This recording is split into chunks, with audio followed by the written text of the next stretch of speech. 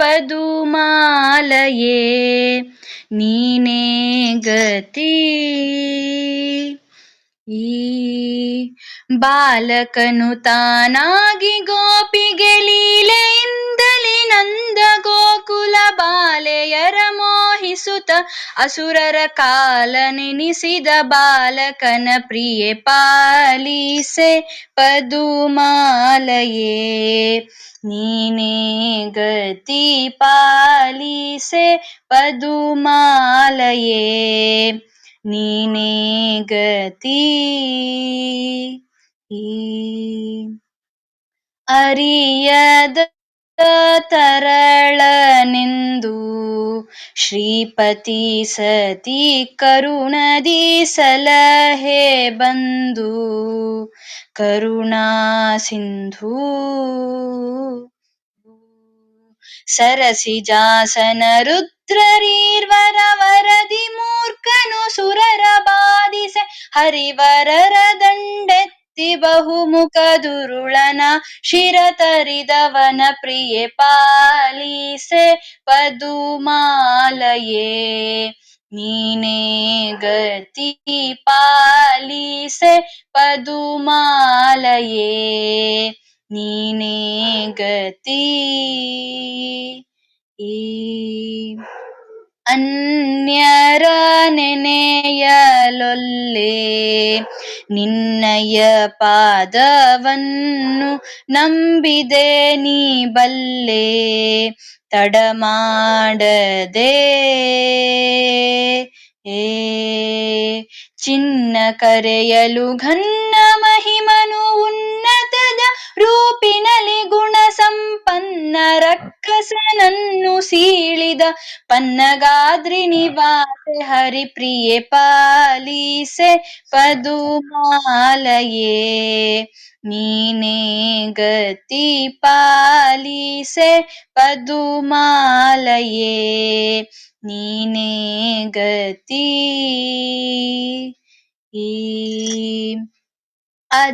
ಅಜಮನಸಿಜ ಜನನಿ ಅಂಬುಜ ಪಾಣಿ ತ್ರಿಜಗ ಸನ್ನಿಭವೇಣಿ ನಿತ್ಯ ಕಲ್ಯಾಣಿ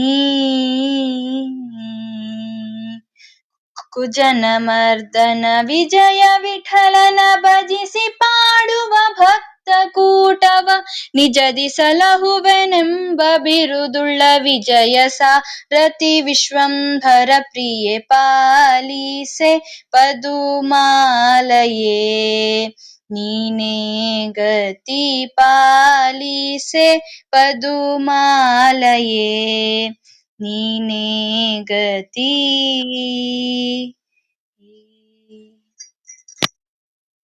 ಯಾವ್ದಕ್ಕ ಚಿಕ್ಕದಾದ್ರೆ ಅಲ್ಲಿರ್ಬೇಕು, ಅಲ್ಲೇ ಇದ್ರ ಹತ್ರ ಏನಂತ ಅಲ್ಲಿದೆ.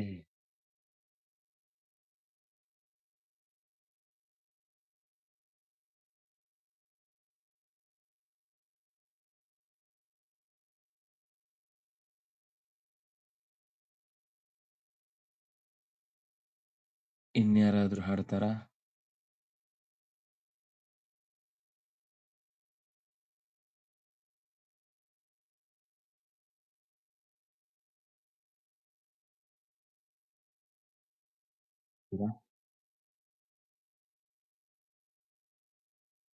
ಕೇಳಿಸ್ತಿಲ್ಲ.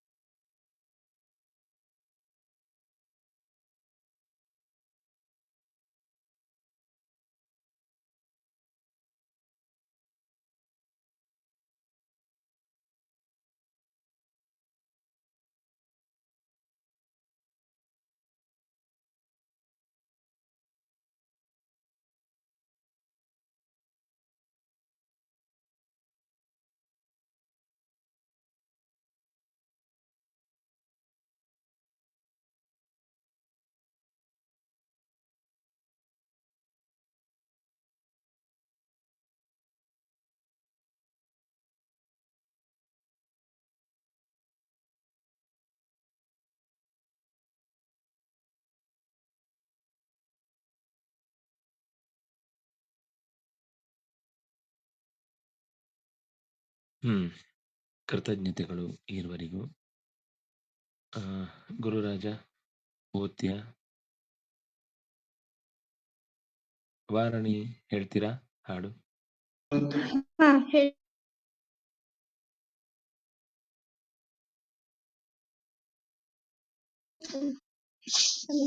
ರುಕ್ಮಭೂಷಣ ಪಾಲಿಸೆನ್ನನು ದಿಗ್ಮಕಿರಣ ಶತಪ್ರಭಾ ರುಕ್ಮಿಣೀ ಪವನಾಚ ಸತ್ಪಯುಗ್ಮ ಉಡುಪಿನ ಕೃಷ್ಣನೇ ದ್ವಾರಕಾಪುರದಲ್ಲಿ ದೇವಕಿ ಸರಸಬಾಲ ಕಲೀಲೆಯ ತೋರು ಎನ್ನುತ್ತಲೇ ದಧಿಯ ಮತಿಸಲು ಕರುಣಿ ಬಾಲ್ಯವ ತೋರಿದೆ ತೊಡೆಯ ನೇರೆ ಸ್ತನ್ಯಪಾನವ ಮಾಡಿ ಮೋದವ ತಾಯಿಗೆ ಕೊಡುತ್ತ ಕಡೆಗೊಲು ನೆಣು ಸಹಿತಲಿ ಪ್ರೌಢ ನೀನಪಹರಿಸಿದೆ ಮೊಸರ ಬಾಂಡವ ನೊಡೆದು ಬೆಣ್ಣೆಯ ನಸು ನಗುತ್ತಲೇ ಭಕ್ಷಿಸಿ ಶೇಷಶಯನ ನೀನು ಕುಡೆಯ ಸಂತೋಷ ಪಟ್ಟಳು ದೇವಕಿ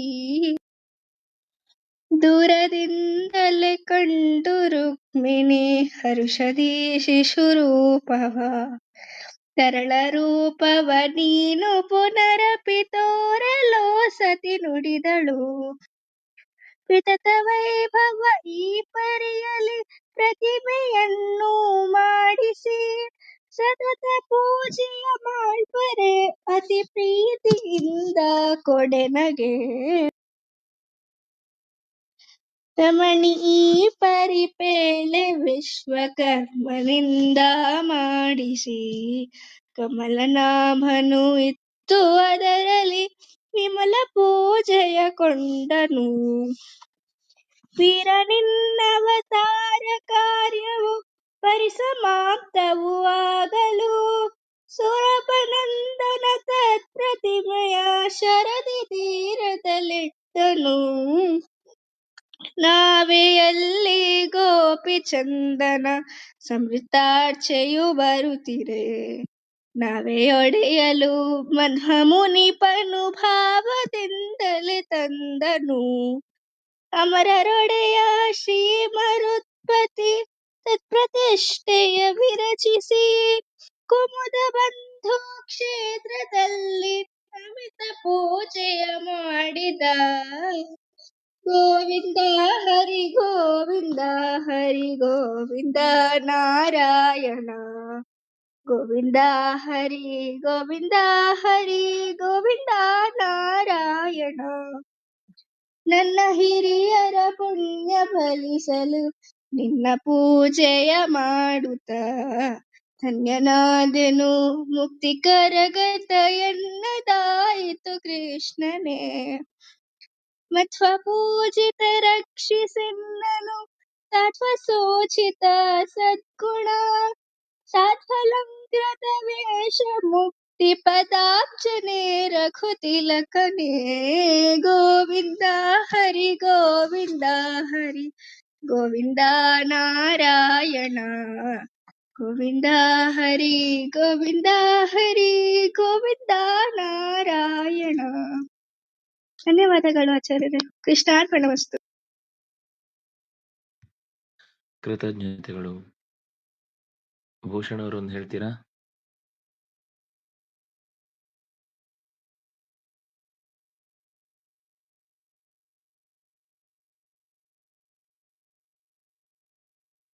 ಚಂಪಕ ಅವರು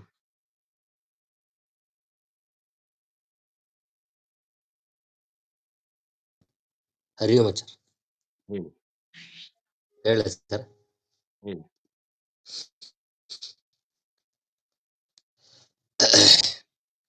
ಕಂಡು ಧನ್ಯನಾದೆ ಗುರುಗಳ, ಕಂಡು ಧನ್ಯನಾದೆ ಗುರುಗಳ ಕಣ್ಣಾರೆ ನಾ ಕಂಡು ಧನ್ಯನಾದೆ ಗುರುಗಳ ತುಂಗಾ ತಟದಿ ಬಂದು ನಿಂತ, ತುಂಗಾ ತಟದಿ ಬಂದು ನಿಂತ ಪಂಗು ಭದಿರಾದಿ ಅಂಗಹೀನರ ಅಂಗಗೈಸಿ ಸಲಹುವ ಅಂಗಗೈಸಿ ಸಲಹುವ ನರಸಿಂಹನಂಗ್ರಿ ಭಜ ಕರಿವರ ಕಂಡು ಧನ್ಯನಾದೆ ಗುರುಗಳ ಕಣ್ಣಾರೆ ನಾ ಕಂಡು ಧನ್ಯನಾದೆ ಗುರುಗಳ ಗುರುವರ ಸುಗುಣೇಂದ್ರರಿಂದ ಪರಿಪರಿಯಲಿ ಸೇವೆಗೊಳುತ್ತ ಗುರುವರ ಸುಗುಣೇಂದ್ರರಿಂದ ಪರಿಪರಿಯಲಿ ಸೇವೆಗೊಳುತ್ತ ವರಮಂತ್ರಾಲಯ ಪುರದಿ ಮೆರೆದ ಪರಿಮಳಾಖ್ಯ ಗ್ರಂಥಕರ್ತರ ಕಂಡು ಧನ್ಯನಾದೆ ಗುರುಗಳ ಕಣ್ಣಾರೆ ನಾ ಕಂಡು ಧನ್ಯನಾದೆ ಗುರುಗಳ ಸೋಹಂ ಎನ್ನದೆ ಹರಿಯ ದಾಸೋಹಂ ಎನ್ನಲು ಒಲಿದು ಸೋಹಂ ಎನ್ನದೆ ಹರಿಯ ದಾಸೋಹಂ ಎನ್ನಲು ಒಲಿದು ವಿಜಯ ಮೋಹನ ವಿಠಲ ಪರಮ ಸ್ನೇಹದಿಂದ ತೋರುವವರ ಕಂಡು ಧನ್ಯನಾದೆ ಗುರುಗಳ ಕಣ್ಣಾರೆ ನಾ ಕಂಡು ಧನ್ಯನಾದೆ ಗುರುಗಳ ಕಂಡು ಧನ್ಯನಾದೆ ಗುರುಗಳ ಕಣ್ಣಾರೆ ನಾ ಕಂಡು ಧನ್ಯನಾದೆ ಗುರುಗಳ.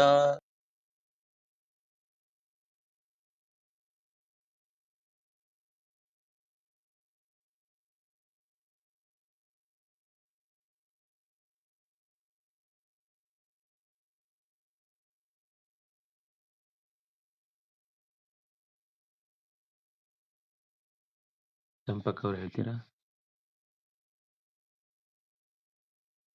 ಆಚಾರ್ಯ.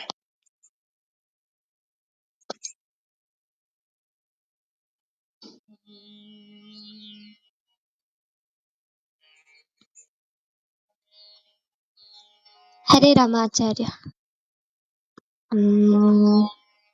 ಹರಿ ಓಂ ಹೇಳಿ. ಪಾಲಿಸೋ ಮಾಧವ ಪಾಲಿಸೋ ಮಾಧವ ಮಾಧವ ಈ ತೆರದಲ್ಲಿ ಈ ತೆರದಲ್ಲಿ ಪಾಲಿಸೋ ಪಾಲಿಸೋ ಪಾಲಿಸೋ ಮಾಧವ ಮಾಧವ ನಿನ್ನನೇ ಹಾಡಿಸಿ ನಿನ್ನವರ ಕೂಡಿಸಿ ನಿನ್ನನೇ ಹಾಡಿಸಿ ನಿನ್ನವರ ಕೂಡಿಸಿ ನಿನ್ನ ಸಾಹಸ ಕೀರ್ತಿಯನ್ನೇ ಕೇಳಿಸುವಂತೆ ನಿನ್ನ ಸಾಹಸ ಕೀರ್ತಿಯನ್ನೇ ಕೇಳಿಸುವಂತೆ ಪಾಲಿಸೋ ಪಾಲಿಸೋ ಪಾಲಿಸೋ ಮಾಧವ ಮಾಧವ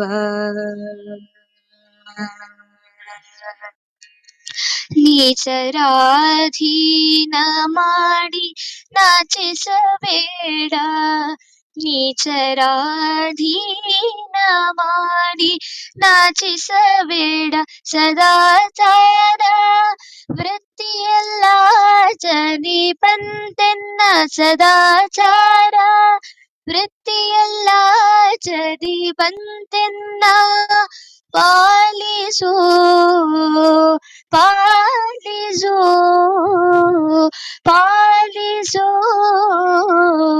ಮಾಧವ ಮಾಧವ ನೀ ಮರೆಸದಿರು ಶ್ರೀ ನಾಮವ ಜಿಹ್ವೆಗೆ ನೀ ಮರೆಸದಿರು ಶ್ರೀ ನಾಮವ ಜಿಹ್ವೆಗೆ स्वामी प्रसन्न वेंकट मनोहर कृष्ण स्वामी प्रसन्न वेंकट मनोहर कृष्ण पालिसो पालिसो पालिसो माधव पालिसो माधव माधव ಈ ತೆರದಲ್ಲಿ ಈ ತೆರದಲ್ಲಿ ಪಾಲಿಸೋ ಪಾಲಿಸೋ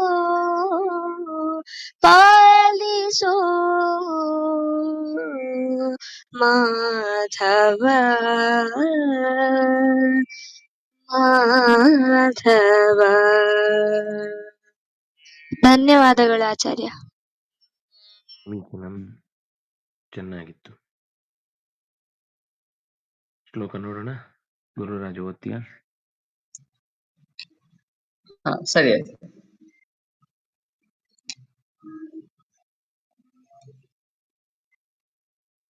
ಒಂದು ನಿಮಿಷ.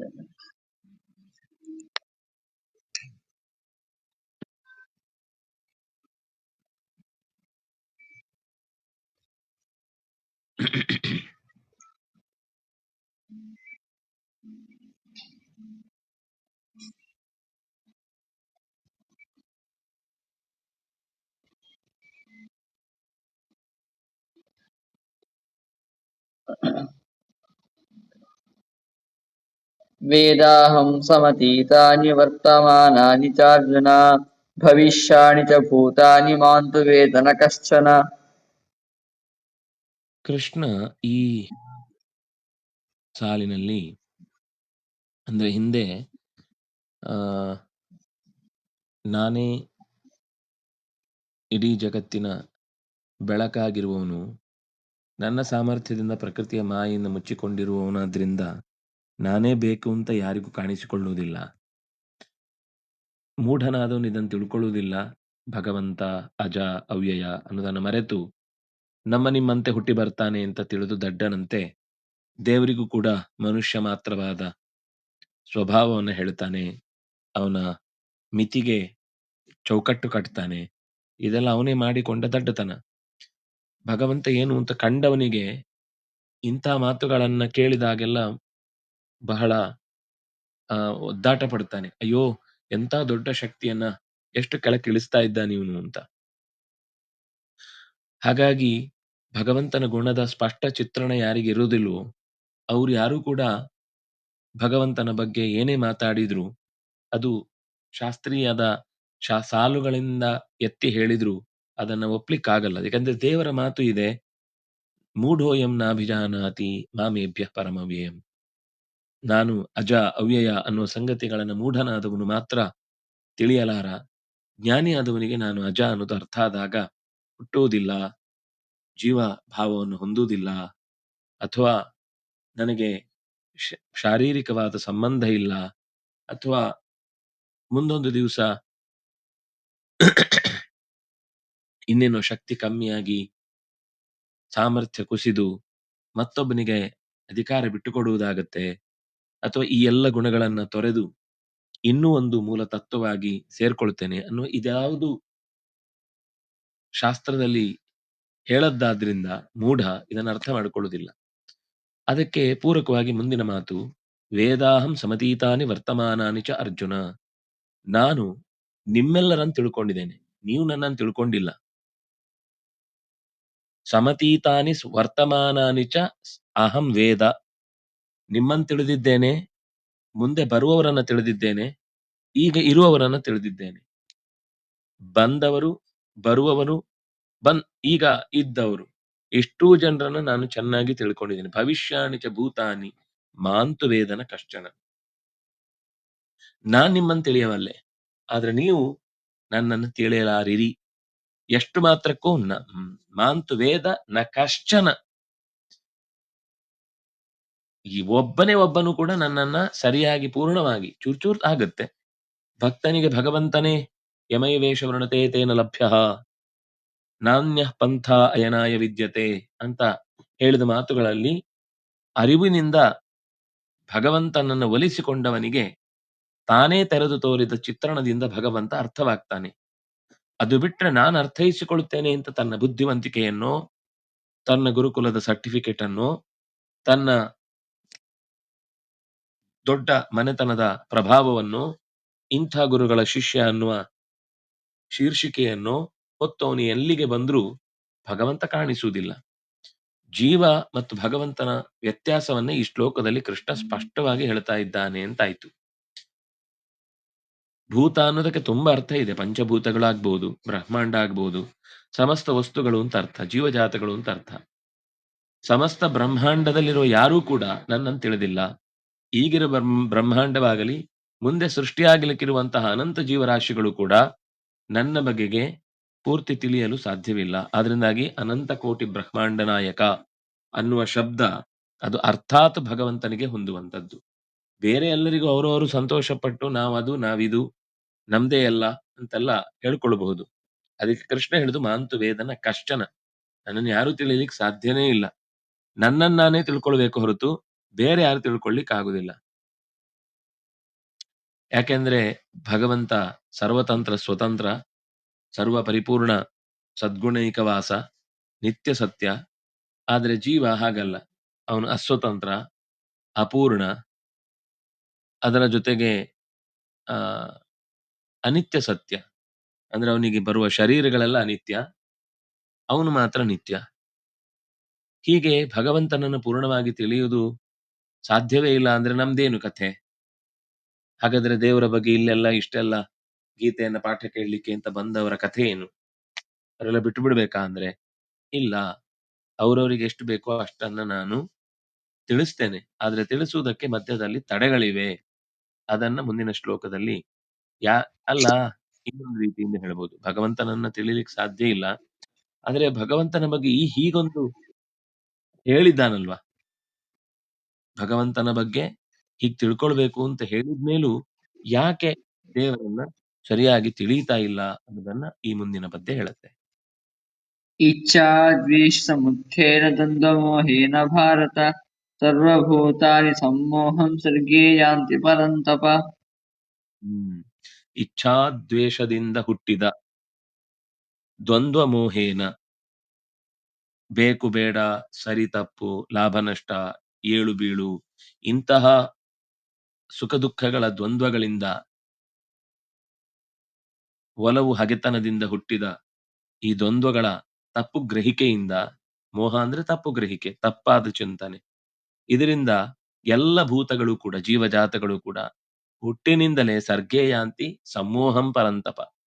ಸರ್ಗೇ ಸಮೋಹಂ ಯಾಂತಿ, ಹುಟ್ಟುವಾಗಲೇ ಸುಳ್ಳಿನ ದಾರಿಯನ್ನೇ ಹಿಡಿದು ಸತ್ಯದ ಕಡೆಗೆ ಹೋಗ್ತಾ ಇದ್ದೇವೆ ಅಂತ ಬೀಗುತ್ತಾ ಹಿಂದೆ ನೋಡುತ್ತಾ ಮುಂದಿನ ಕಣಿವೆಯನ್ನ ಕಾಣದೆ ಕಾಣರಾಗಿ ಕೋಣನಂತೆ ಓಡ್ತಾ ಇದ್ದಾರೆ. ನಾವು ಕಂಡದ್ದೇ ಸತ್ಯ, ನಮ್ಗೆ ಯೋಚನೆ ಬಂದದ್ದೇ ಸರಿ, ನಾವು ಹೇಳ್ಬೇಕಾದ್ದನ್ನೇ ಎಲ್ರೂ ಹೇಳ್ಬೇಕು, ಅದರಿಂದಾಗಿ ಆಗುವ ಏರುಪೇರು, ಈ ಎಲ್ಲ ದ್ವಂದ್ವಗಳ ಮಧ್ಯದಲ್ಲಿ ಸಿಲುಕಿ ಹಾಕಿಕೊಂಡ ಜೀವ ತನ್ನ ಸತ್ಯವನ್ನ ತಿಳಿಯಲಾರದೆ ತಪ್ಪು ಗ್ರಹಿಕೆಗೆ ಒಳಗಾಗಿ ಆರಂಭದಿಂದಲೇನೆ ಅಂಥದ್ದೊಂದು ಮನೆತನ, ಅಂಥದ್ದೊಂದು ಪರಿಸರ, ಅಂಥದ್ದೊಂದು ಕಿವಿಗೆ ಬಿದ್ದ ಆಹಾರ ಅವನಲ್ಲಿ ದಾರಿಯನ್ನ ತಪ್ಪಿಸುವಂತಹ ಕಾರ್ಯ ಮಾಡುತ್ತೆ. ಹುಟ್ಟುವಾಗ್ಲೇ ನಮ್ಮ ಹುಟ್ಟಿನ ಜೊತೆಗೆ ಇಷ್ಟಗಳು ಕೆಲವು, ದ್ವೇಷಗಳು ಕೆಲವು ಒಟ್ಟಿಗಿರುತ್ತೆ.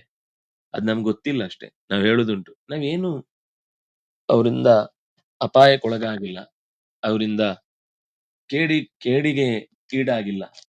ಹಾಗಿದ್ರೂ ನಮಗೆ ಕೆಲವೊಂದು ಸರ್ತಿ ಕೆಲವೊಂದು ವಿಷಯದಲ್ಲಿ ಕೆಲವೊಬ್ಬರ ಬಗ್ಗೆ ತುಂಬಾ ಆಕ್ರೋಶ ಹುಟ್ಟತ್ತೆ. ಯಾಕೆ ಅಂತ ಗೊತ್ತಿಲ್ಲ.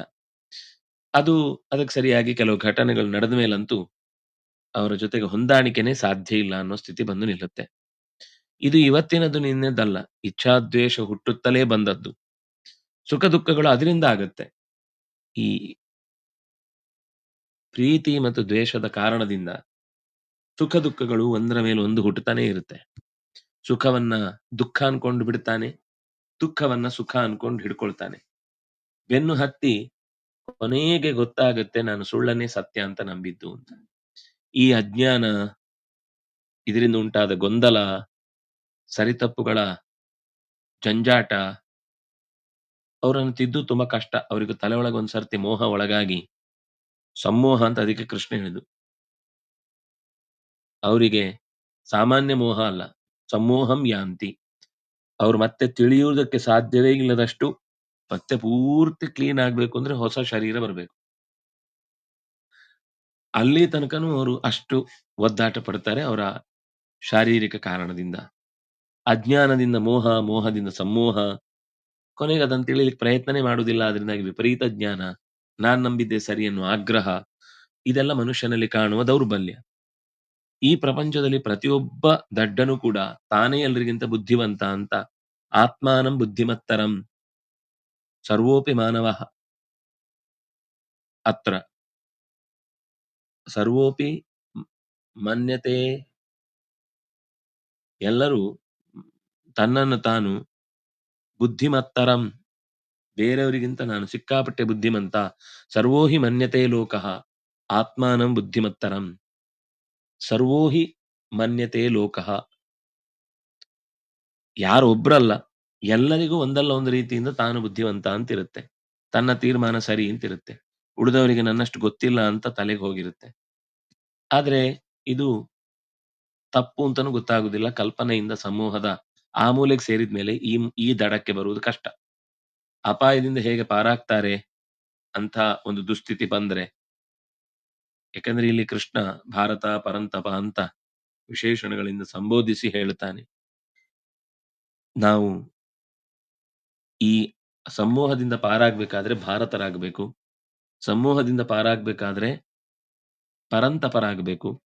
ಅದು ಹೇಗ್ ಸಾಧ್ಯ ಆಗುತ್ತೆ ಅನ್ನೋದನ್ನ, ಯಾಕಂದ್ರೆ ಇಲ್ಲಿ ಬೆಳಕಿನ ದಾರಿಯಲ್ಲಿ ಸೇರಿದವನು ಭಾರತ, ಪರತತ್ವದ ಚಿಂತನೆಯನ್ನು ತಪಸ್ಸಾಗಿ ನಡೆಸುವವನು ಪರಂತಪ.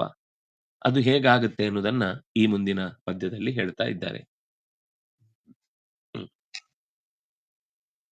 येषां त्वन्तगतं पापं जनानां पुण्यकर्मणां ते द्वन्द्वमोहनिर्मुक्ता भजन्ते मां दृढव्रताः.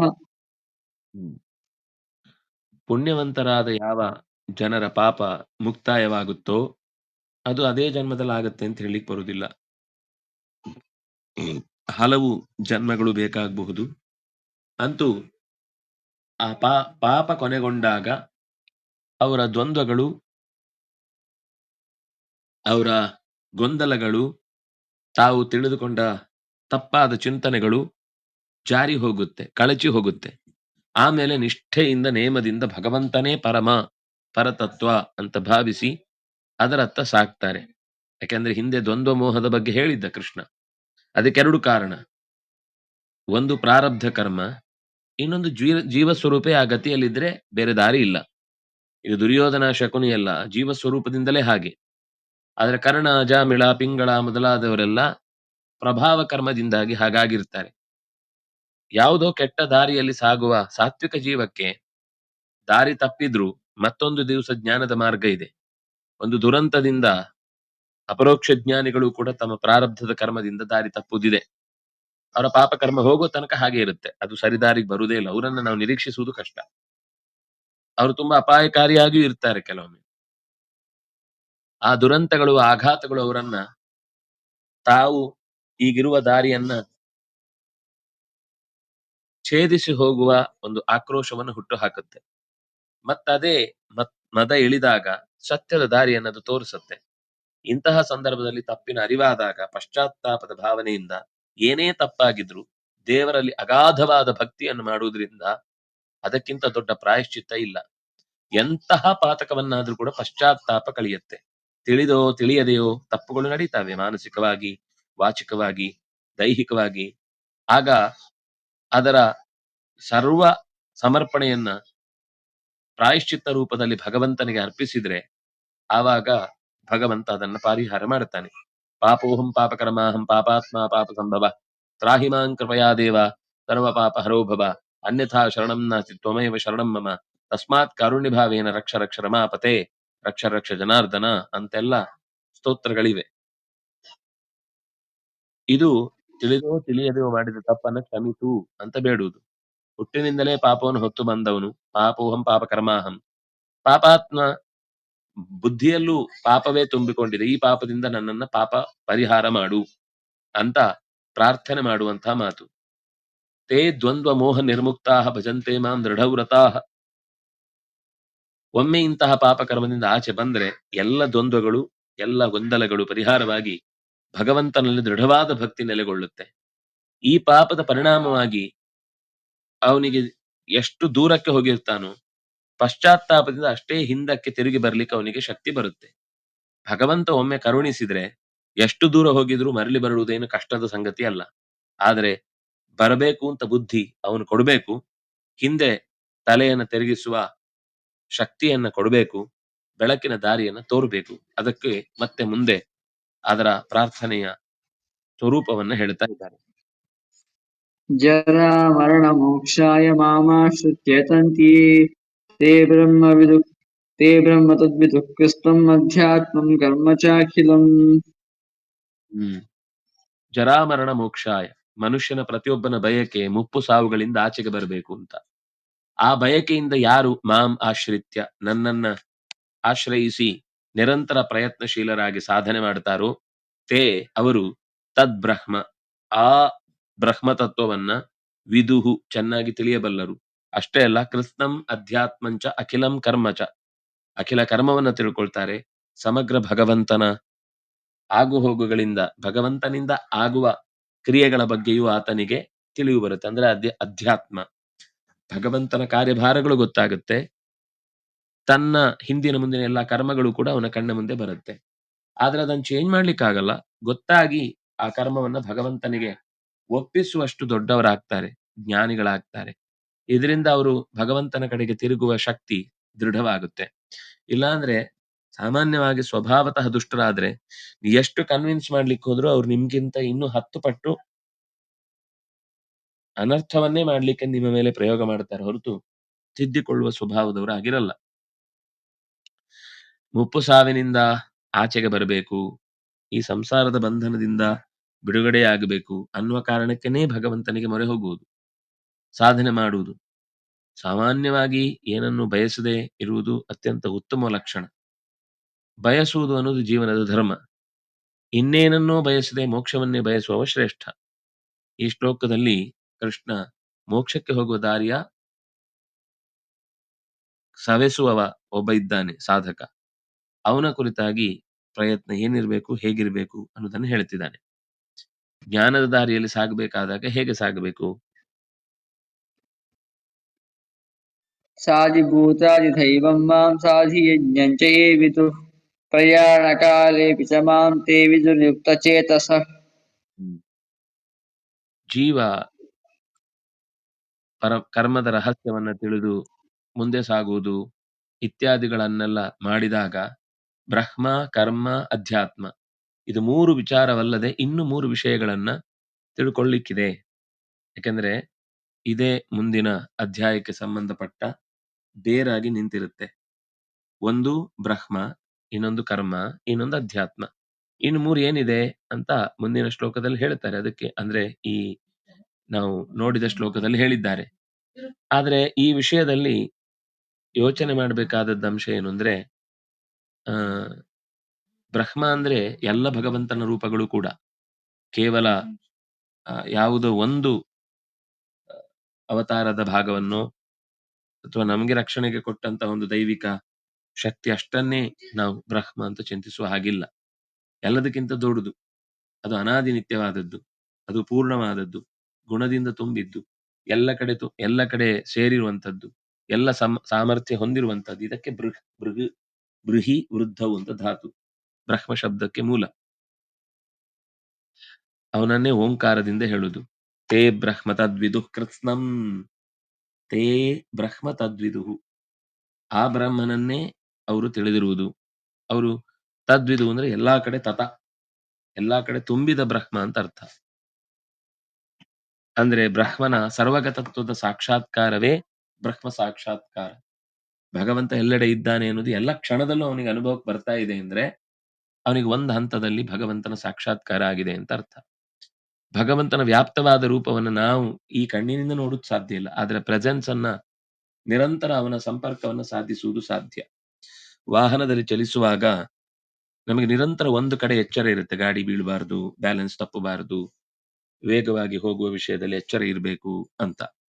ಅದು ಯಾವಾಗ ತಪ್ಪುತ್ತೋ ಆವಾಗ ನಾವು ಬೀಳ್ತೀವಿ. ಆದ್ರೆ ಬಹಳ ಹೊತ್ತು ಅದೇ ಇರುತ್ತೆ, ಗಾಡಿ ಮುಗಿಯುವ ತನಕವೂ ಇರುತ್ತೆ. ಹಾಗೇನೆ ಜೀವನದ ಉದ್ದಕ್ಕೂ ಎಲ್ಲ ಕೆಲಸಗಳನ್ನು ಮಾಡುವಾಗ್ಲೂ ನಮ್ಮ ಜೊತೆಗೇನೆ ಒಂದು ಅವಿರತವಾಗಿ ನಮ್ಮ ಜೊತೆಗೆ ಸಾಗುವ ಅಚಿಂತ್ಯ ಶಕ್ತಿ ನಮ್ಮನ್ನ ನೋಡಿಕೊಳ್ತಾ ಇದೆ. ನಾವು ಅದರ ಅಧೀನವಾಗಿ ಅವನಿಂದ ನಿಯಮ್ಯರಾಗಿ ನಡೀತಾ ಇದ್ದೇವೆ ಅನ್ನುವ ಎಚ್ಚರ ಅವನಿಗೆ ಬರಬೇಕು. ಅದಿದ್ರೆ ಸಾಕ್ಷಾತ್ಕಾರಕ್ಕೆ ಅವನು ಬಲಿಷ್ಠನಾಗ್ತಾನೆ. ಅದೇ ಅಧ್ಯಾತ್ಮ ಅಂತ ಹೇಳುದು. ಉಪಾಸನೆಯಲ್ಲಿ 3 ಮುಖ ಅಂತ ಹೇಳಿದ್ದು. ಒಂದು ಪುಟ್ಟದಾದ ವಾಮನ, ಎರಡನೇದು ಉಪಾಸನೆ ಮಾಡ್ತಾ ಮಾಡ್ತಾ ಜಗತ್ತಿನ ಎಲ್ಲ ಕಡೆಗೆ ಆತ ವ್ಯಾಪಿಸಿದ್ದಾನೆ ಅಂತ ತಿಳಿಯುವುದು. ಆಮೇಲೆ ಅವನೇ ನನ್ನೊಳಗೂ ಸೇರಿಕೊಂಡಿದ್ದಾನೆ, ಸರ್ವಾಂತರ್ಯಾಮಿಯಾಗಿ ನನ್ನೊಳಗೂ ತುಂಬಿದ್ದಾನೆ ಅನ್ನೋದು 3ನೆಯ ರೂಪ. ಹೀಗೆ ಪುಟ್ಟ ರೂಪ, ವ್ಯಾಪ್ತ ರೂಪ, ಸೇರಿಕೊಂಡ ರೂಪ, ತನ್ನೊಳಗೆ ಅಂತರ್ಯಾಮಿಯಾಗಿ ನಿಂತ ಬಿಂಬ ರೂಪ. ಇದು ಬ್ರಹ್ಮ ಅನ್ನುವ ಶಬ್ದದ ಹಿನ್ನೆಲೆಯಲ್ಲಿ ಮುಂದೆ ಅದನ್ನ ಬಿಡಿಸಿ ಹೇಳಿದ್ದು. ಸಾಧಿಭೂತಾದಿ ದೈವಮ್ಮಾಂ ಸಾಧಿ ಯಜ್ಞಂಚ ಯೇ ವಿದುಃ ಪ್ರಯಾಣ ಕಾಲೇಪಿ ಚ ಮಾಂ ತೇ ವಿದುರ್ಯುಕ್ತ ಚೇತಸಃ. ಅಧಿದೈವದ ಜೊತೆಗೆ ಯಾರು ನನ್ನನ್ನ ಸರಿಯಾಗಿ ತಿಳ್ಕೊಳ್ತಾರೋ, ಅಂದ್ರೆ ಉಳಿದ ದೇವತೆಗಳೆಲ್ಲ ಇವನ ಅಧೀನ. ಕೊನೆಯ ಕ್ಷಣದಲ್ಲೂ ಅದನ್ನ ಯಾರು ನೆನಪಿಸಿಕೊಳ್ತಾರೋ, ಸಾಧಿಭೂತ, ಸಾಧಿದೈವ, ಸಾಧಿಯಜ್ಞ, ಅಂದ್ರೆ ಅಧಿಯಜ್ಞ, ಅಧಿಭೂತ, ಅಧಿದೈವ, ಇದನ್ನ ಯಾರು ತಿಳ್ಕೊಳ್ತಾರೋ ಅವರು ನನ್ನಲ್ಲೇ ಯುಕ್ತ ಚೇತಸ, ಮನಸ್ಸನ್ನು ಇಟ್ಟವರಾಗಿ ಮಾಂ ವಿದುಹು, ನನ್ನನ್ನ ತಿಳ್ಕೊಳ್ತಾರೆ. ನನ್ನನ್ನೇ ಪ್ರತಿ ಕ್ಷಣದಲ್ಲೂ ನೆನೀತಾ ಇರ್ತಾರೆ. ಅದರಿಂದಾಗಿ ನನ್ನದೇ ಹವ ಗಾಳಿಯಲ್ಲಿ ತೇಲ್ತಾ ಇರ್ತಾರೆ. ಅದರಿಂದಾಗಿ ನಾನು ಅವರಿಗೆ ಸುಲಭದಲ್ಲಿ ಸಿಗುವ ವ್ಯಕ್ತಿಯಾಗಿ ಅವರನ್ನ ಉಳಿಸ್ತೇನೆ, ಬೆಳೆಸ್ತೇನೆ ಅನ್ನೋದನ್ನ ಹೇಳ್ತಾ ಒಟ್ಟು 6 ಅಂಶ ಆಯ್ತು. ಬ್ರಹ್ಮ, ಕರ್ಮ ಮತ್ತು ಅಧ್ಯಾತ್ಮ, ಅಧಿಭೂತ, ಅಧಿದೈವ, ಅಧಿಯಜ್ಞ. ಇದು ಒಟ್ಟು 6 ಸಂಗತಿಗಳು ಪರಮಾತ್ಮನನ್ನ ಸರಿಯಾಗಿ ನಾವು ಅರಿಯುವುದಕ್ಕೆ ಗೊತ್ತಿರಬೇಕಾದ ಸಂಗತಿ. ಪರಮಾತ್ಮನನ್ನು ತಿಳ್ಕೊಳ್ಬೇಕಾದ್ರೆ ಮೊದಲು ಅಧಿಭೂತ ಗೊತ್ತಿರಬೇಕು. ಭೂತಗಳಲ್ಲಿರುವ ಈ ದೇಹ, ಬ್ರಹ್ಮಾಂಡ, ಪಿಂಡಾಂಡ, ಈ ಬ್ರಹ್ಮಾಂಡದಲ್ಲಿರುವ ವಸ್ತುಗಳು, ಇದರ ದ್ರವ್ಯಗಳು, ಇದರಲ್ಲಿರುವ ವ್ಯತ್ಯಾಸ, ಇದಕ್ಕಿರುವಂತಹ ಒಂದರ ಒಂದು ಇಂಟರ್ಲಿಂಕ್, ಇದಕ್ಕೆ ಸಂಬಂಧಿಸಿದ ಅದು ಕೆಲಸ ಮಾಡುವ ರೀತಿ, ಅದರಿಂದ ನಾವು ಪ್ರಭಾವಿತರಾಗುವ ಕಾಲ, ಅದು ಎಷ್ಟೆಲ್ಲ ರೀತಿಯಲ್ಲಿ ತೆರ್ಕೊಳ್ಳುತ್ತೆ ಅನ್ನೋದು ಅಧಿಭೂತದ ತಿಳಿವು. ಅದು ಸ್ವಲ್ಪ ಮಟ್ಟಿಗೆ ಬರುತ್ತೆ, ಪೂರ್ತಿ ಬರದೇ ಇರಬಹುದು. ಆದರೆ ಅಧಿದೈವವನ್ನ, ಆ ಎಲ್ಲ ಪಂಚಭೂತಗಳನ್ನು ನಿಯಮಿಸುವ ಶಕ್ತಿಗಳು, ನಾನು ನೋಡ್ತೇನೆ, ಕೇಳ್ತೇನೆ, ತಿಂತೇನೆ, ಉಣ್ತೇನೆ, ಈ ಎಲ್ಲ ಕ್ರಿಯೆಗಳು ನಿಯಮಬದ್ಧವಾಗಿ ಒಂದೊಂದು ಪ್ರಾಣಿಯಲ್ಲಿ, ಒಂದೊಂದು ಪಕ್ಷಿಯಲ್ಲಿ, ಒಂದೊಂದು ರೀತಿಯಲ್ಲಿ, ಒಂದೊಂದು ಕಾಲದಲ್ಲಿ, ಒಂದೊಂದು ವ್ಯವಸ್ಥೆಯೊಳಗೆ ತಪ್ಪಿಲ್ಲದಂತೆ ಮತ್ತೊಂದಕ್ಕೆ ಪೂರಕವಾಗಿ ನಡೆಯುತ್ತೆ. ಜಡದಲ್ಲಿ ಯಾವತ್ತೂ ಕ್ರಿಯೆ ಇಲ್ಲ. ಅದರಲ್ಲಿ ಇರುವ ಅಭಿಮಾನಿ ದೇವತೆಗಳೇ ಅಂತಹ ಕೆಲಸಗಳನ್ನು ಅಕಸ್ಮಾತ್ ಮಾಡಿಸ್ತಾರೆ. ಇಂದ್ರಿಯಗಳಿಗೆ ಸ್ವತಃ ಶಕ್ತಿ ಇಲ್ಲ. ಅವುಗಳಲ್ಲಿ ಭಗವಂತನ ಅಧಿದೈವ ಶಕ್ತಿಗಳಾದಂತಹ ದೇವತೆಗಳು ರಕ್ಷಣೆಯನ್ನು ಮಾಡುತ್ತಾರೆ. ಆ ಎಲ್ಲ ಸಹಸ್ರಾರು ದೇವತೆಗಳನ್ನು ನಿಯಂತ್ರಿಸುವ ಅಧ್ಯಕ್ಷ ಅವನು ನಿಜವಾಗಿಯೂ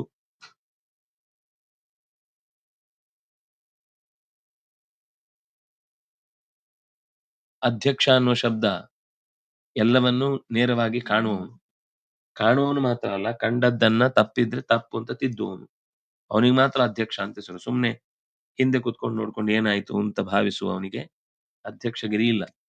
ಅಂದಾಗಿ ಅಧ್ಯಕ್ಷನಾಗಿ ನಡೆಸುವವನು ಅಧಿಯಜ್ಞ, ಎಲ್ಲ ಸಮಸ್ತ ಜೀವರಾಶಿಗಳಿಗೆ ನಿಯಾಮಕನಾದ ಪರಮಾತ್ಮ.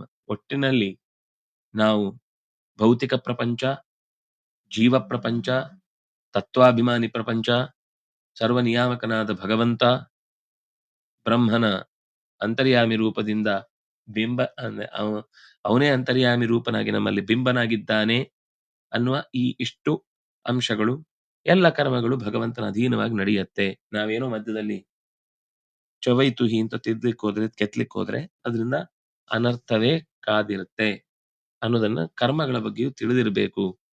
ಅಂದ್ರೆ ಕರ್ಮ ಹೇಳಿದಷ್ಟು ಸುಲಭದ ಸಂಗತಿ ಅಲ್ಲ. ಜೀವದ ಕೊನೆಯ ಕ್ಷಣದ ಹೊರಡುವ ಪ್ರಸಂಗದಲ್ಲೂ ಕೂಡ ಅವನಿಗೆ ಬೇಕಿರುವ ಸಹಾಯವನ್ನು ಪ್ರಕೃತಿ ಮಾಡುತ್ತೆ. ಸಾಧನೆಯಲ್ಲಿ ಎಂದೂ ಮೋಹಕ್ಕೊಳಗಾಗದೆ ಅಂತ್ಯಕಾಲದಲ್ಲೂ ಭಗವಂತ ನೆನಪಿಸೋನೇ ನನ್ನನ್ನು ಸೇರ್ತಾನೆ ಅಂತ ಕೃಷ್ಣನ ಮಾತು ಕೂಡ. ಹಾಗಾಗಿ ಒಟ್ಟು ಅಧಿಭೂತ, ಅಧಿದೈವ, ಅಧ್ಯಾತ್ಮ, ಅಧಿಯಜ್ಞ, ಬ್ರಹ್ಮ, ಕರ್ಮ ಇಷ್ಟು ಅಂಶಗಳನ್ನ ನಾವು ಮುಂದಿನ ಅಧ್ಯಾಯದಲ್ಲಿ ಕಾಣ್ತೇವೆ. ಮತ್ತೆ ಮುಂದಿನ ಅಧ್ಯಾಯಕ್ಕಾಗಿ ಸೇರಿದಾಗ ಇದರ ಅನುಸಂಧಾನವನ್ನು ಮಾಡೋಣ ಅಂತ ಹೇಳ್ತಾ, ಕಾಯಿನ ವಾಚ ಮನಸ ಇಂದ್ರಿಯ ಇರುವ ಯಾರಾದ್ರೂ ಹಾಡೋರಿದ್ದೀರಾ?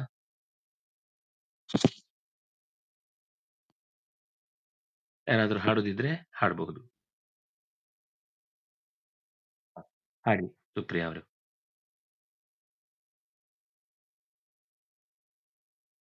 ನಂಗೆ ಕಾಣಿಸ್ತಿಲ್ಲ ಕೆಲವೊಮ್ಮೆ ಯಾರಿದ್ದಾರೆ. ಇಲ್ಲ ನಾನು ಹಾಡುವುದಿಲ್ಲ. ಹಾಡಿ, ತೊಂದರೆ ಇಲ್ಲ, ಬರುತ್ತೆ ಅಂದ್ರೆ. ಇಲ್ಲ ನನಗೆ ಗೊತ್ತಿಲ್ಲ. ಸರಿ ಸರಿ ಸರಿ.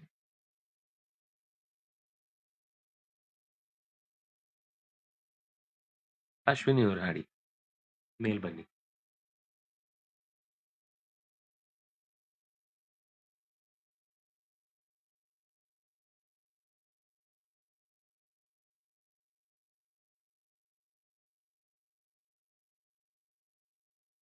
ಬಂದ್ರ?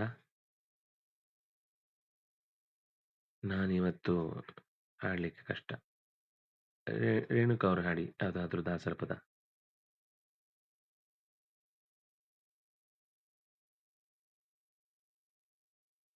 ರೂಪ ಅವರು ಹಾಡಿ, ದೀಪ ಅವರು ಹಾಡಿ, ಸ್ವಾತಿ ಅವರು.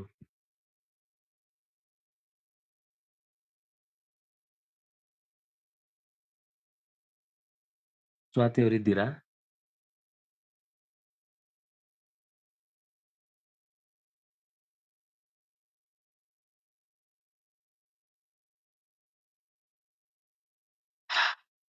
ನಾರಾಯಣ.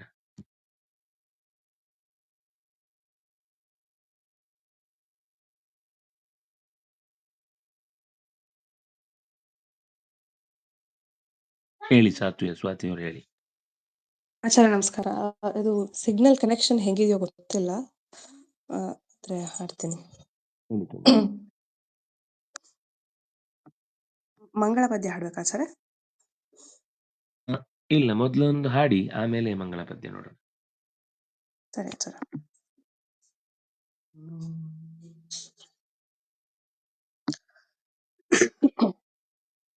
ಗೋವಿಂದ ನಿನ್ನ ನಾಮವೇ ಚಂದ, ಗೋವಿಂದ ನಿನ್ನ ನಾಮವೇ ಚಂದ, ಗೋವಿಂದ ನಿನ್ನ ನಾಮವೇ ಚಂದ, ಗೋವಿಂದ ನಿನ್ನ ನಾಮವೇ ಚಂದ, ಗೋವಿಂದ ನಿನ್ನ ನಾಮವೇ ಚಂದ.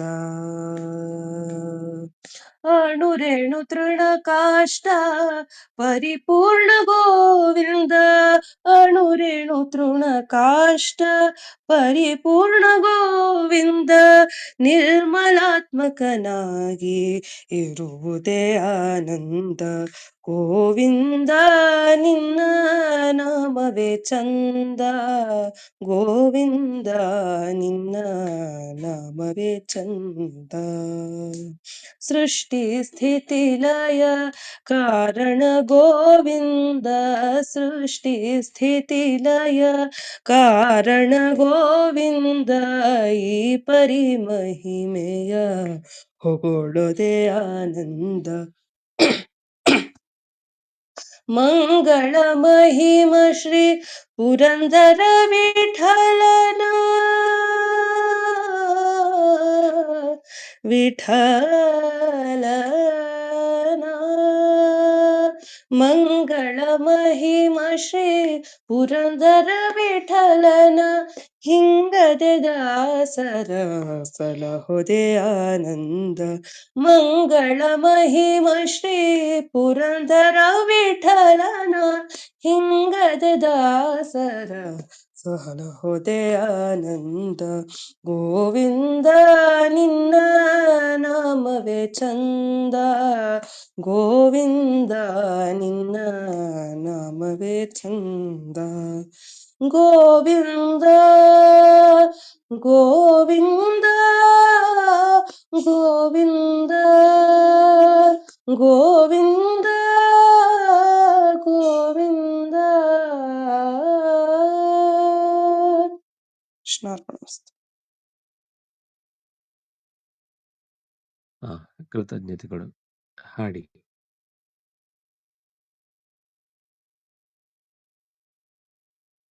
ಮುಂದೆ ಯಾರಾದ್ರು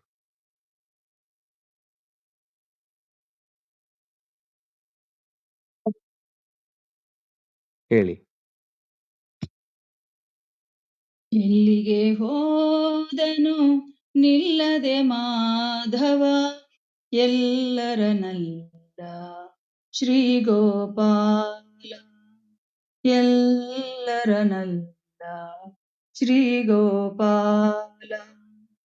ಎಲ್ಲಿಗೆ ಹೋದನು ನಿಲ್ಲದೆ ಮಾಧವ, ಎಲ್ಲರನಲ್ಲ ಶ್ರೀ ಗೋಪಾಲ, ಶ್ರೀ ಗೋಪಾಲ.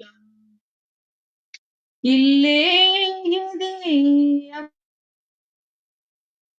ಇಲ್ಲೇ ರಾಧೆಯ ಪರ್ಣಕುಟೀರ, ಇಲ್ಲೇ ಯಮುನಾ ತೀರ, ಇಲ್ಲೇ ರಾಧೆಯ ಪರ್ಣಕುಟೀರ. ಮಾಧವ ಬದುಕೆ ಭಾರ, ಮಾಧವ ಬದುಕೆ ಭಾರ, ಎನಿಸಿದೆ ಗಿರಿಧರ ಬೇಗನೆ ಬಾರ. ಎಲ್ಲಿಗೆ ಹೋದನು ನಿಲ್ಲದೆ ಮಾಧವ, ಎಲ್ಲರನಲ್ಲ ಶ್ರೀ ಗೋಪಾಲ, ಎಲ್ಲರನಲ್ಲ ಶ್ರೀ ಗೋಪಾಲ. ಗಾಳಿಯಲೇ ಇದೆ ಕೊಳಲಿನ ನಾದ, ಕಣ ಕಣದಲ್ಲೂ ಪ್ರಣಯೋನ್ಮಾದ. ಗಾಳಿಯಲೇ ಇದೆ ಕೊಳಲಿನ ನಾದ, ಕಣ ಕಣದಲ್ಲೂ ಪ್ರಣಯೋನ್ಮಾದ. ಕಡೆಗಣಿಸುತ್ತ ಈ ಲೋಕ ವಿರೋಧ, ಕಡೆಗಣಿಸುತ್ತ ಈ ಲೋಕ ವಿರೋಧ. ಯಮುನೆಯ ಬಳಿಯೇ ಇರುವಳು ರಾಧಾ. ಎಲ್ಲಿಗೆ ಹೋದನು ನಿಲ್ಲದೆ ಮಾಧವ, ಎಲ್ಲರನಲ್ಲ ಶ್ರೀ ಗೋಪಾಲ, ಎಲ್ಲರನಲ್ಲ ಶ್ರೀ ಗೋಪಾಲ. ಬಾನಿನಲ್ಲಿ ಬೆಳದಿಂಗಳ ಹಾಸ, ಯಮುನಾಂಬುದ ಕಲ್ಲೋಲ ವಿಲಾಸ. ಬಾನಿನಲ್ಲಿ ಬೆಳದಿಂಗಳ ಹಾಸ, ಯಮುನಾಂಬುದ ಕಲ್ಲೋಲ ವಿಲಾಸ. ಧರಿಸಿದೆ ಮೋಹಕ ವೇಷ, ಧರಿಸಿದೆ ಮೋಹಕ ವೇಷ. ಕಾದಿದೆ ಜಗ ಶ್ರೀರಂಗ ಪ್ರವೇಶ, ಕಾದಿದೆ ಕಾದಿದೆ ಜಗ ಶ್ರೀರಂಗ ಪ್ರವೇಶ. ಎಲ್ಲಿಗೆ ಹೋದನು ನಿಲ್ಲದೆ ಮಾಧವ, ಎಲ್ಲರನಲ್ಲ ಶ್ರೀ ಗೋಪಾಲ, ಎಲ್ಲರನಲ್ಲ ಶ್ರೀ ಗೋಪಾಲ, ಎಲ್ಲರನಲ್ಲ ಶ್ರೀ ಗೋಪಾಲ. ಧನ್ಯವಾದ. ಕ್ಷಮ್ಯತಾಂ, ತುಂಬಾ ದಿನದ ಅಭ್ಯಾಸ ಮಾಡಿಲ್ಲ. ಕೃತಜ್ಞತೆಗಳು. ಇನ್ಯಾರಾದ್ರೂ ಹಾಡ್ತೀರಾ? ಮಂಗಳ ಮಾಡೋಣ. ಆಚಾರ್ಯ ನಮ್ಮ ತಂದೆ ಒಂದು ಹಾಡ್ತಾರಂತೆ, ಹಾಡ್ಬೋದಾ? ಹೇಳಿ. ನಮಸ್ಕಾರ. ಏಕೆ ಮಮತೆ ಕೊಟ್ಟು ದಣಿಸುವಿರಂಗ, ಈ ಕರುಣದಿಯನ್ನ ಪಾಲಿಸೋ ಕೃಷ್ಣ. ಏಕೆ ಮಮತೆ ಕೊಟ್ಟು ದಣಿಸುವಿರಂಗ, ನಿನ್ನನು ಭಜಿಸಲು ಅನ್ಯ ವಿಷಯಗಳಿಗೆನ್ನ ಒಪ್ಪಿಸುವುದು ನೀತಿಗೆ. ನಿನ್ನನು ಭಜಿಸಲು ಅನ್ಯ ವಿಷಯಗಳಿಗೆನ್ನ ಒಪ್ಪಿಸುವುದು ನೀತಿಗೆ. ಮನ್ನಿಸಿ ದಯದಿ ನೀಯನ್ನ ಪಾಲಿಸದಿರೆ, ನಿನ್ನ ನೇಮಕ್ಕೆ ಪ್ರತಿಕೂಲವೇ ಗಂಗಾಯೇಕೆ ಮಮತೆ ಕೊಟ್ಟು ಧಣಿಸುವಿರಂಗ.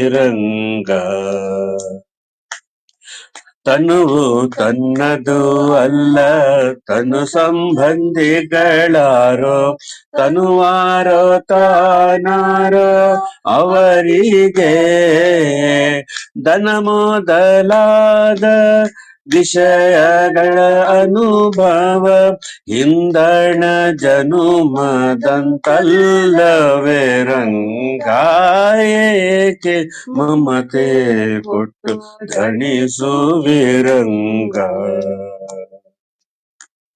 ಇಂದ್ರಿಯಂಗಳ ವಿಷಯದಿಂದ ಭೇದಿಸೆ ಗೋವಿಂದ, ನಿನ್ನ ಮನಕ್ಕೆ ಬಾರದೆ ಇಂದಿರೆ ಅರಸ ಬ್ರಹ್ಮಾದಿ ವಂದಿತ ನಿನ್ನ ಬಂಧಕ ಶಕುತಿಗೆ ನಮೋ ನಮೋ ರಂಗಾಯೇಕೆ ಮಮತೆ ಕೊಟ್ಟು ಧಣಿಸುವಿರಂಗ.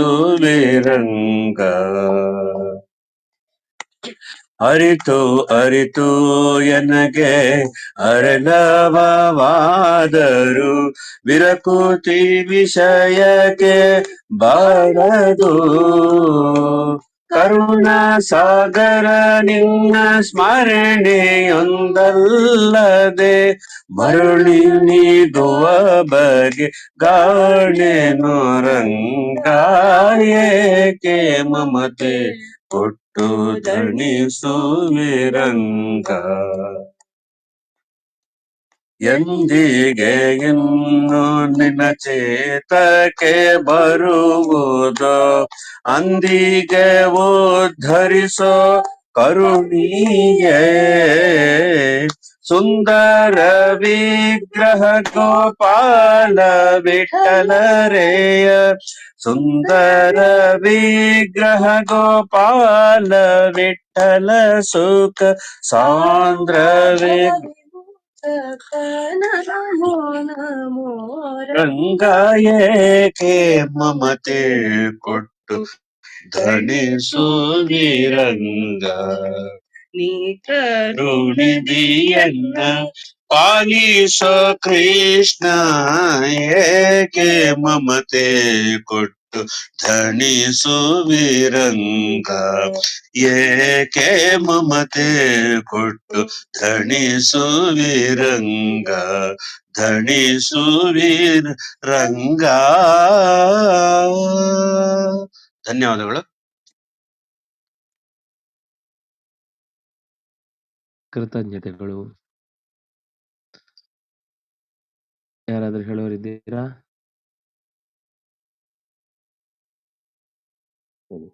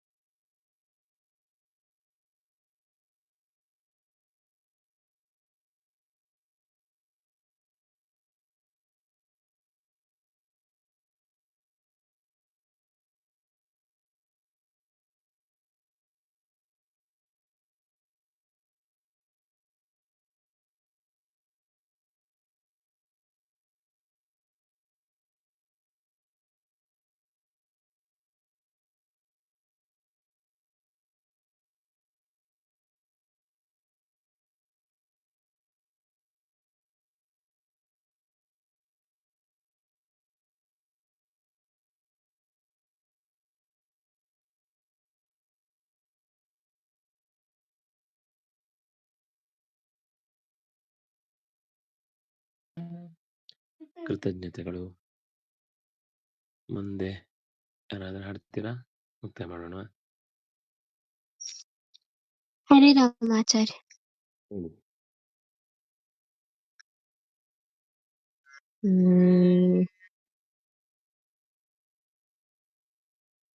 ಹಾಡ್ಲ ಹೇಳಿ.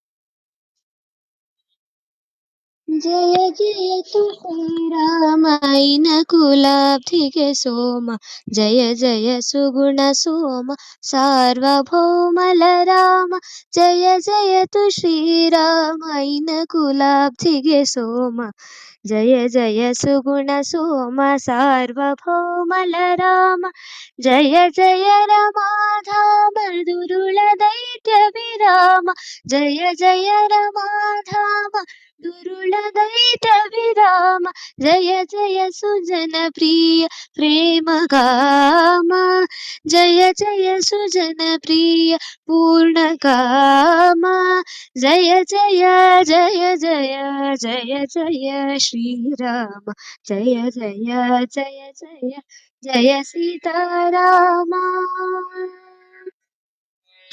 ನಿನ್ನಾವತಾರ ದುಷ್ಟರಿಗೆ ಬಲು ಪರಿಘೋರ, ನಿನ್ನಾವತಾರ ಶಿಷ್ಟರಿಗೆ ನಿರಯ ವಿದೂರ, ನಿನ್ನಾವತಾರ ದುಷ್ಟರಿಗೆ ಬಲು ಪರಿಘೋರ, ನಿನ್ನಾವತಾರ ಶಿಷ್ಟರಿಗೆ ನಿರಯ ವಿದೂರ, ನಿನ್ನಾವತಾರ ಧರೆಗಿಳಿಸಿದೆ ಭೂಭಾರ, ನಿನ್ನ ಹೋಲುವ ಶೂರರೆನ್ನೊಮ್ಮೆ ಶೂರ, ಜಯ ಜಯ ಜಯ ಜಯ ಜಯ ಜಯ ಶ್ರೀರಾಮ, ಜಯ ಜಯ ಜಯ ಜಯ ಜಯ ಸೀತಾರಾಮ. ದಶಕಂಠನಿಗೆ ಪಾಪ ಪರಿಪೂರ್ಣವಾಯಿತು, ದಶರಥನ ಜನ್ಮಾಂತರದ ಸುಕೃತ ಒದಗಿತು, ದಶದಿಗಂತರದೊಳಗೆ ಅಸಮಪರ ದೈವನೆ ತ್ರಿದಶರಿಂದ ನೀನವತರಿಸಿದೆಯೋ ಶ್ರೀರಾಮ, ಜಯ ಜಯ ಜಯ ಜಯ ಜಯ ಜಯ ಶ್ರೀರಾಮ, ಜಯ ಜಯ ಜಯ ಜಯ ಜಯ ಸೀತಾರಾಮ, ಜಯ ಜಯ ತು ಶ್ರೀರಾಮ ಇನಕುಲಾಬ್ಧಿಗೆ ಸೋಮ, ಜಯ ಜಯ ಸುಗುಣ ಸೋಮ ಸಾರ್ವಭೌಮಲ ರಾಮ, ಜಯ ಜಯ ರಮಾಧಾಮ ದುರುಳ ದೈತ್ಯ ವಿರಾಮ, ಜಯ ಜಯ ಸುಜನ ಪ್ರಿಯ ಪ್ರೇಮ ಕಾಮ, ಜಯ ಜಯ ಜಯ ಜಯ ಜಯ ಜಯ ಶ್ರೀರಾಮ, ಜಯ ಜಯ ಜಯ ಜಯ ಜಯ ಸೀತಾರಾಮ, ಜಯ ಸೀತಾರಾಮ, ಜಯ ಸೀತಾರಾಮ. ಧನ್ಯವಾದಗಳು ಆಚಾರ್ಯ. ಕೃತಜ್ಞತೆಗಳು. ಸ್ವಾತಿ ಅವರು ಮಂಗಳ ಮಾಡಿ.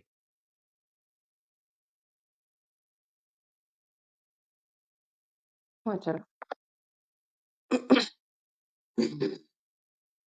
ಮಾರ ಜನಕ ಚತುರಾನನ ಮುಖನುತ ಚಾರು ಚರಣ ತವ ಮಂಗಳಂ, ಶೂರಕುಲ ಜವರ ನಾರಿ ಮನೋಹರ ಪಾರಿಜಾತ ಹರ ಮಂಗಳಂ, ಪಾರಿಜಾತ ಹರ ಮಂಗಳಂ, ಗಾನಲೋಲ ಕರುಣಾಲ ಬಾಲ ರುಚಿರಾನನ ಶುಭತಮಲೀಲಾ, ವೇಣುನಾದ ಹೃತ ಮಾನಿನಿ ಹೃದಯ ಧೇನುಪಾಲ ಶುಭ ಮಂಗಳಂ, ಧೇನುಪಾಲ ಶುಭ ಮಂಗಳಂ, ಧೇನುಪಾಲ ಶುಭ ಮಂಗಳಂ, ವಿಮಲ ಜಲ ಕರ ಯಮುನ ತಟ ಕೃತ ಸುಮನೋಹರ ಸುವಿಹಾರ, ಕಮನೀಯರ ಮಾಧವ ಪಲ್ಲವ ಯುಗ ಭ್ರಮರಾಯಿತ ಶುಭ ಮಂಗಳಂ, ಭ್ರಮರಾಯಿತ ಶುಭ ಮಂಗಳಂ, ಭ್ರಮರಾಯಿತ ಶುಭ ಮಂಗಳಂ, ಪನ್ನಗಪತಿ ಫಣ ವಿರಚಿತ ಖೇಲ ಚಿನ್ಮಯ ವಿಧಿ ಭವ ಮುಖ ಸುರಪಾಲ, ಅನ್ನಮಯಾಮಿ ವಂದಿತ ಶುಭ ಗುಣ ಜಾಲ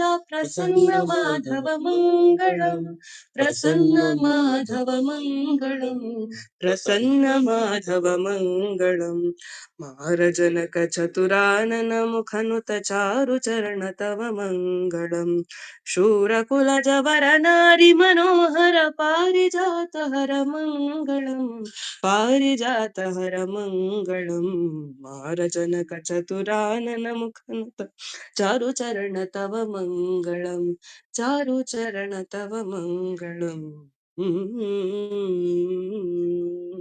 ಕೃಷ್ಣಾರ್ಪಣಮಸ್ತು. ಕೃತಜ್ಞತೆಗಳು. ಸುಂದರವಾಗಿತ್ತು. ಕೃತಜ್ಞತೆಗಳು ಎಲ್ಲರಿಗೂ. ಈ ಜಾಗರಣೆಯ ಸದವಕಾಶವನ್ನ ಜೊತೆ ಸೇರಿ ಆಚರಿಸಿದ್ದಕ್ಕಾಗಿ ಕೃತಜ್ಞತೆಗಳನ್ನು ಹೇಳ್ತಾ, ಇವತ್ತಿನ ಈ ಜಾಗರಣೆಯ ಪಾರಾಯಣದ ಅರ್ಥಚಿಂತನೆಯ ಭಾವವನ್ನು ಭಗವಂತನ ಪದತಲಗಳಿಗೆ ಅರ್ಪಿಸ್ತಾ, ಎಲ್ಲರ ಪರವಾಗಿ ಭಗವಂತನಿಗೆ ಕೃತಜ್ಞತೆಗಳನ್ನು ಹೇಳ್ತಾ, ಎಲ್ಲರಿಗೂ ವಿಶೇಷವಾಗಿ ಭಗವಂತನ ಕರುಣೆ ಇರಲಿ ಅಂತ ಪ್ರಾರ್ಥಿಸ್ತಾ, ಕೃಷ್ಣ ಅರ್ಪಿತಮಸ್ತು.